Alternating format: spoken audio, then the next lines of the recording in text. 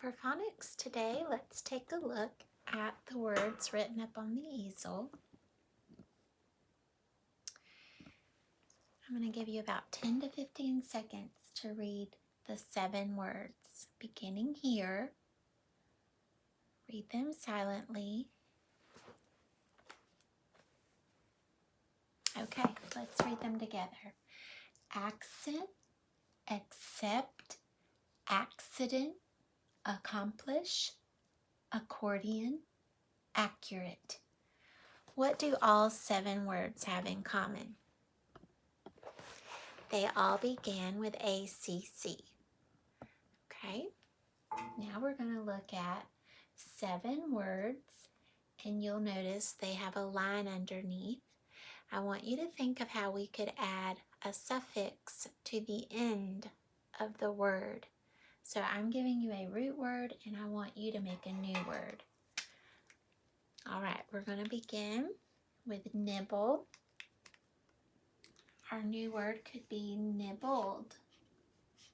The mouse nibbled on the cheese. And remember, we would circle suffix ed. Number 2, take. So we could say taken, N, sharpen, en. Number 3, happy. Now watch, I'm going to do something pretty cool. I'm going to drop the Y, change it to I, because I'm making a new word. I'm going to say happier. And and bigger would be my suffix. Did you notice how I dropped the Y, changed it to I, and then I added ER? Okay, next. Let's see, we gotta adjust here. We have shop. So this one's gonna be easy. Shops. Add suffix S. Fall. I want to make a new word. Falling. Ing and pointing. ing. Tack. We could say we tacked the tack to the bulletin board. And looked. Snow. What about snowy? The Snowy Day is the name of a book we read in January. E and rainy. Y. Okay, next. Oops, I just got, how about that? My Mr. Sketch marker exploded on me and got black ink all over the place. That's crazy, isn't it? That's my April Fool's Day prank, huh? Prank myself. Next, we're going to see 6 adverbs.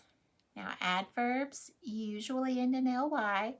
They answer the question, how, about the verb. If I said run and you said quickly, quickly answers how I ran. Run quickly. So you're going to listen to a sentence, and I'm going to show you the 6 choices. Okay, so the first one, gracefully, carefully, curiously, easily, bravely, fast. Oh, notice fast doesn't end in ly. Now, if it describes the verb, it's still considered an adverb. Okay. Let me find my page. Here we go. Even though she was nervous, Mom blank mounted her mule. We could say, Mom bravely mounted her mule. Number 2, our guide led us blank down the steep, narrow trail. Our guide led us carefully. Carefully describes how we were led down that trail. Number 3, Long condors blank flew high above us. A condor is a bird, kind of like an eagle, right? Large condors blank flew high above us, gracefully. Sometimes birds fly gracefully. Number 4, the mules blank carried us and our gear. So if a mule can carry a person and the gear on your back, like a heavy backpack, wouldn't that be easily? So easily describes how the mule carried us. And the last one, a small chipmunk looked at us curiously. How did the chipmunk look at us? Curiously. Okay, now we're going to look at a writing journal entry. Let me get my paper. I'll make a little adjustment here. Thank you for being patient with me. In writing this week for creative writing time, we would be writing about persuading our principal in the form of a letter. Now remember, a letter has 4 parts: the date, the body, the closing, and the signature. We'll get to that later this week, but today is a review. And today is about writing a journal entry. Now remember, in our journal, we always began with our date. And so today would be Wednesday, April 1st, 2020. Notice Wednesday and April have been capitalized, and a comma separates the day of the week from the month of the year. A comma also separates the day from the year. So when you're writing a journal entry, you always begin with the date. Next, I want you to see that I have moved the first word 5 spaces. Remember that magic number 5? When we write and we indent, it's about 5 finger spaces, little finger spaces. And then the rest of the lines come over to the red margin. Should we begin out here in the center of the notebook paper? No. We would do that if we were writing a title to a story or a poem. But when we're writing, we always stay on the red margin. Okay, if you hold up your finger and make an L, that reminds you to begin on the left side. And when I come over to this side of the notebook paper, remember, I'm not going to go past the red line, the margin. Think of that as your stop sign. It's guiding you on your paper. So today's journal entry was about April 1st. And I'm going to read to you what I wrote. And you can give me a grade when I'm done. You can give me a thumbs up for a good paper. Sideways if you're not sure how to grade.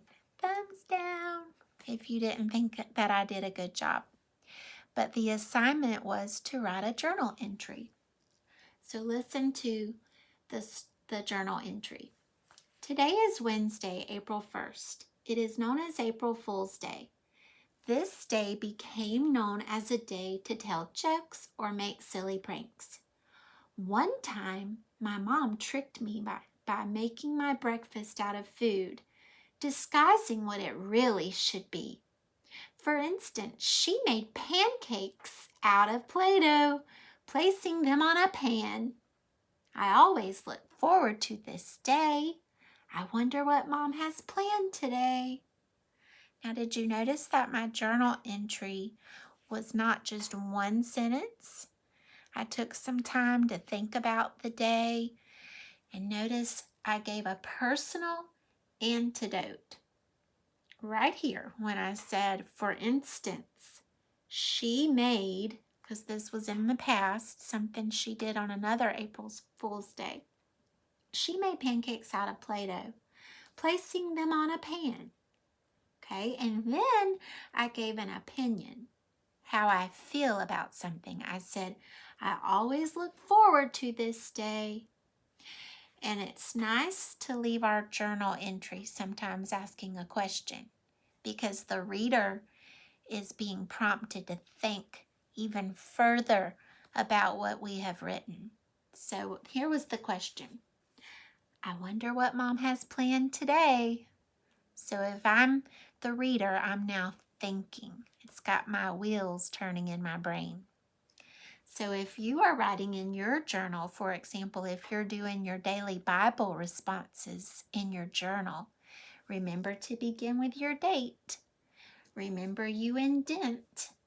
Remember you come back to the red margin, and when you reach the end, you would start a new line. You're going to try to write in your neatest penmanship. You're going to try to do your capital letters at the beginning of your sentences and the correct punctuation marks at the end of your sentences. Should your sentence be a run-on sentence where you just keep writing and writing and writing, connecting the words with and? No. A sentence is one complete thought and it ends with the right punctuation mark. Okay? So you don't want to just keep having one long sentence. You end the thought and begin with a new thought. Make it a great day today, boys and girls. Till next time.